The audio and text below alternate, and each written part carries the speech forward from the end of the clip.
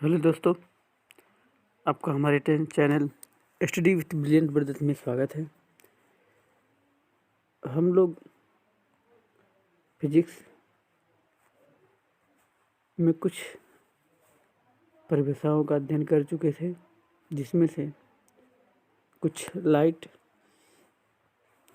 प्रकाश के बारे में हम लोग अध्ययन कर चुके थे कि प्रकाश एक प्रकार की ऊर्जा है जो विद्युत चुम्बकीय तरंगों के माध्यम से चलती है और प्रकाश हमें दिखाई नहीं देती है।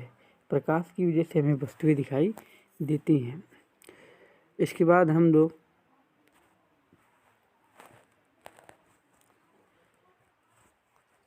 प्रकाश अनुप्रस्थ तरंग होती है और उसमें कण होते हैं जिनके बंडलों को फोटॉन कहते हैं। इसकी खोज रोमर ने की थी सबसे पहले, और यह हमेशा सीधी रेखा में गति करते हैं।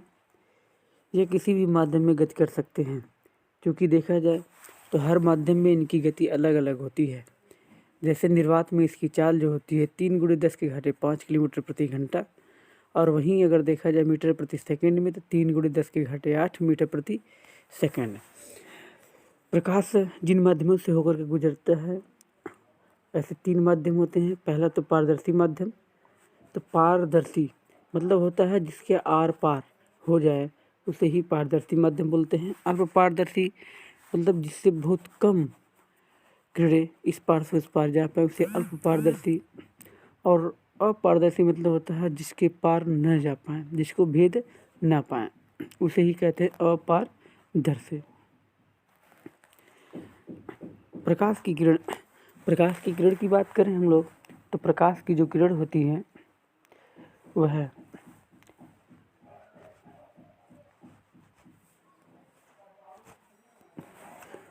वह 3 माध्यमों से गति करती है। पहला तो प्रकाश की किरणें किसी एक बिंदु पर जा कर के एकत्रित हो जाती हैं, यानी कि जब प्रकाश की किरणें किसी एक बिंदु पर जा कर के एकत्रित हो जाती हैं उसे कहते हैं क्या। तो उसे जैसे मान लेते हैं प्रकाश की ये किरणें सारी की सारी निकल रही हैं ऐसे ऐसे और फिर ऐसे।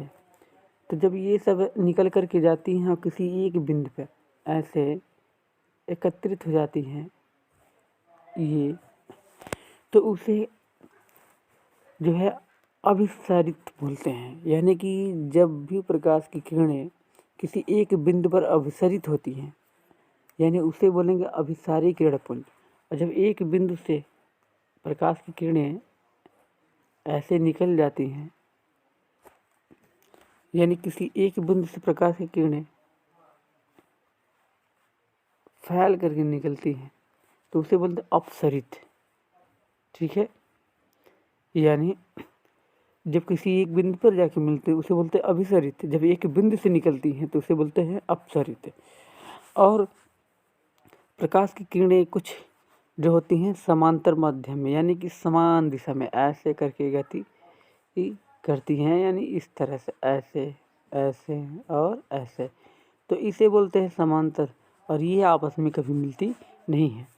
तो अगर देखा जाए तो प्रकाश की जो किरण होती हैं वो 3 माध्यम, पहली तो अभिसरित होती हैं, दूसरी अपसरित होती हैं और तीसरी समांतर क्रम में चलती हैं।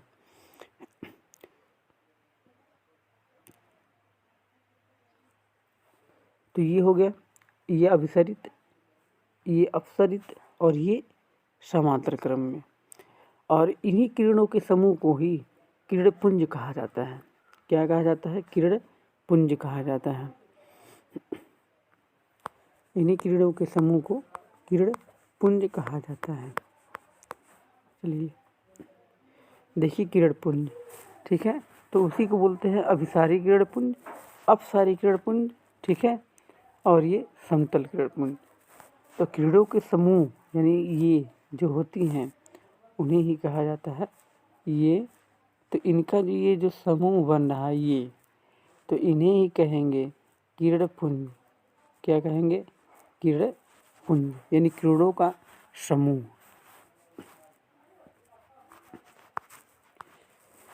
अब जैसे कोई भी किरण होती है, अब यहाँ पर अगर कोई किसी एक बिंदु पर किरणें अभिसरित हो रही हैं, तो तो जब किसी एक बिंदु पर किरणें अपसरित होंगी यहाँ पे ऐसे, तो एक बिंदु पर जाके मिलेंगी तो उसे बोलेंगे अभिसरित होना, और यहीं से एक बिंदु से ऐसे फैलती हैं तो उसे अपसरित यानी अपसरित होना।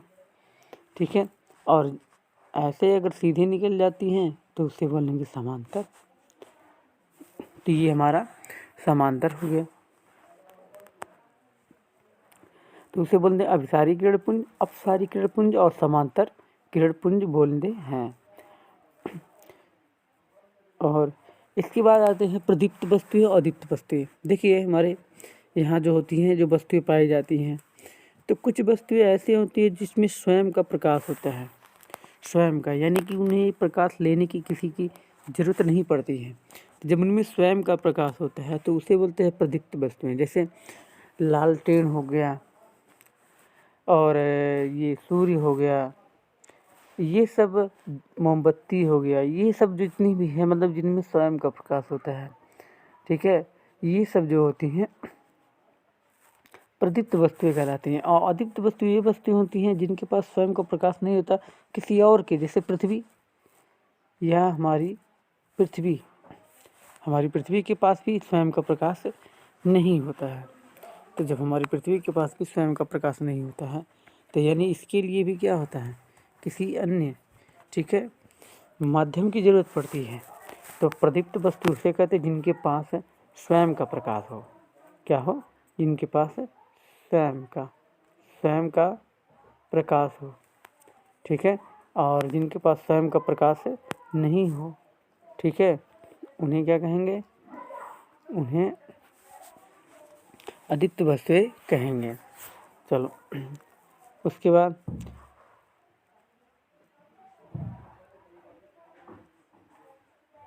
ये आगे चलते हैं।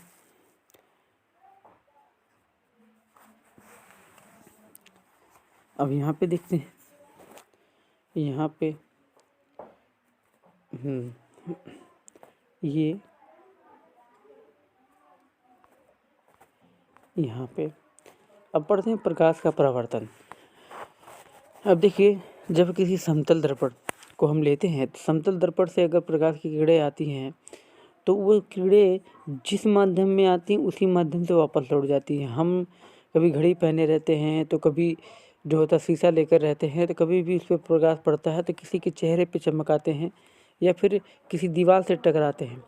तो ये जो होता है ये प्रकाश का परावर्तन ही कहलाता है। यानी कि किरणें जब प्रकाश की किरणें किसी एक माध्यम से आ करके फिर उसी माध्यम में वापस लौट जाती हैं टकराने के बाद, यानी इसको भेद नहीं पाती हैं। कहने जैसे एक बॉल को आप दीवार पे मारो, और जब उस बॉल को दीवार पे मारोगे, ठीक है, जैसे ये दीवार है और दीवार पे ये बॉल है, और इस बॉल को जब यहाँ पे मारोगे तो ये दीवार से टकरा के फिर वापस ऐसे आएगा, कहीं आएगा या फिर सीधा ही आए।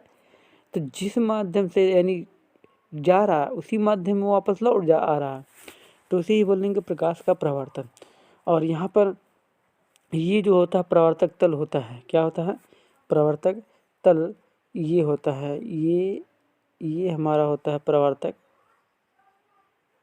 तल, और ये होता है हमारा आपतित किरण, और ये होता है परावर्तित किरण, और ये होता है अभिलंब। तो यहाँ पर जो होता है हम देख रहे हैं कि जो आपतित किरण है और ये अभिलंब है, इसके बीच बन रहा है कोण आई। क्या बन रहा है? कोण आई। और इसके बीच बन रहा है कोण आर। तो रूल नंबर जो पहला होता है ये कहता है कि कोण आई हमेशा बराबर होगा किसकी? कोण आर के। और रूल नंबर दूसरा, आपतित किरण, अभिलंब, परावर्तित किरण तीनों एक ही तल पर होते हैं। तीनों के तीनों एक ही तल पर होते हैं। ये जो है सेकंड रूल है। अब जो होता है जितनी भी चीज़ें होती हैं, ठीक है, अधिकतर में जो होता है प्रकाश का परावर्तन। अब ये जैसे क्वेश्चन है दे दिया है कि कोण, ये दे दिया है यहाँ पर, कह रहा है कि कोण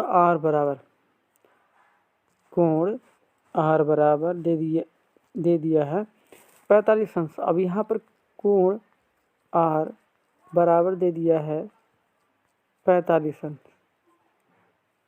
ठीक है, तो कोण आर बराबर अगर 45 अंश है, जाहिर सी बात है कोण आई है, कोण आई बराबर अगर 45 अंश है तो कोण आर बराबर भी क्या होगा, 45 ही होगा।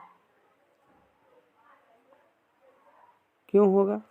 क्योंकि हमने पढ़ा है कि फर्स्ट रूल यही कहता है कि कोण आई बराबर किसके होगा, कोण आर के।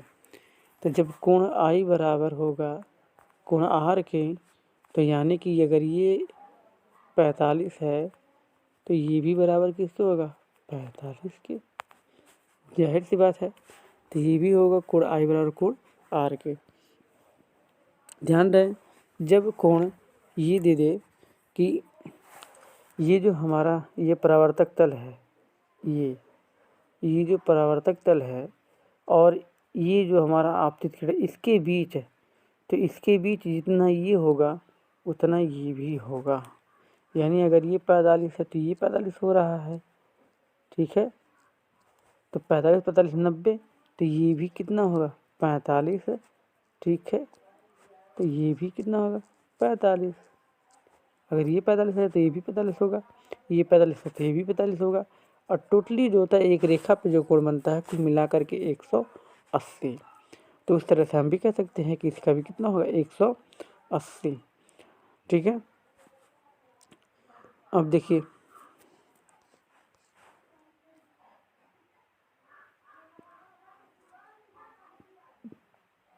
तो इस तरह से हम इस तरह के सवालों को क्या करते हैं, हल करते हैं। और जब इस तरह के सवालों को हल करते हैं तो हम देखते हैं कि जो होता है कि हमें कोई भी सवाल किसी भी प्रकार का मिल जाता है तो हम उसको क्या कर देते हैं, ठीक है, सीधा सीधा निकाल सकते हैं। अभी कोई ये पूछे कि ये अगर 17 है तो ये कितना होगा, तो जाहिर सी बात है ये भी कितना होगा, 17। अब इसको जोड़ लो, 17 17 कितना हो गया, 34। तो 34 180 में से 34 घटाएंगे, 34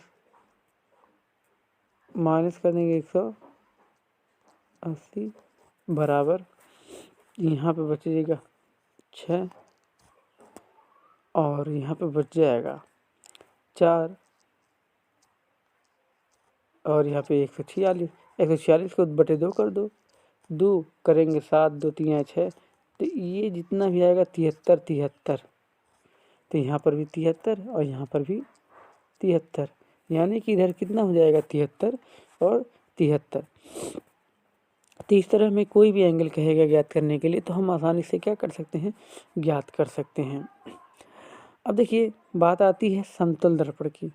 किसकी बात आती है, समतल दर्पण की बात आती है। तो समतल दर्पण वह चिकनी पालिशदार सतह होती है जिसमें हम अपने प्रतिबिंब को आसानी से देख सकते हैं। और इसमें जो प्रतिबिंब हम देखते हैं या फिर जो प्रतिबिंब इसमें बनता है, तो हमें अपनी पूरी प्रतिबिंब में, जैसे मान लेते हैं एक 6 फीट का व्यक्ति है, एक 6 फीट का व्यक्ति है। अब ये जो 6 फीट का व्यक्ति है यह अपने आप को मिरर में देखने का प्रयास करता है, ये देखने का प्रयास करता है कि मिरर में मैं कैसा दिखूंगा और या फिर मिरर में मेरी जो होती है इमेज कैसी बनेगी पूरी की पूरी।